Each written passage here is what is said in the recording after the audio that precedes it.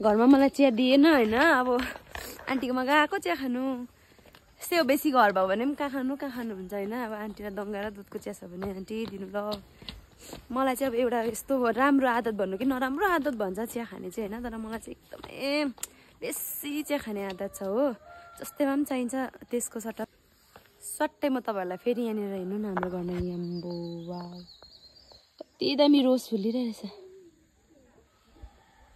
देख्न सक्नुहुन्छ है। आमाम स्याटिस यस्तो नजरियाहरू चाहिँ म मिस गर्छु नि त होइन। ऊ तलतिर बडीहरूको घर छ, यहाँ माथि चाहिँ मेरो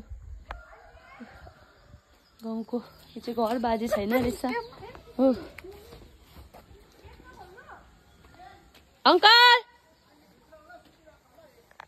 आन्टी यस्तो दामी राख्छु के दिने हो यहाँ चाहिँ अब कुकुर छ नि त। उफ अंकल आम्मा अंकल यस अंकल यस हजुर चिया खानाको aunty very aunty aunty sleeping. यहाँ हेर्नु साथीहरू मेरो आन्टी सुतिरहेछ। चिया खाने आन्टी दुध छ ए देख्यो होला मलाई थाहा थियो आन्टीकोमा चाहिँ दुध हुन्छै हुन्छ भनेर, त्यही भएर म चिया खान्छु। अंकल खै अंकल बाहिर के गर्दैछ अंकल? अंकल खै हाफप्यान्ट लगाएर डुल हुँदैछ।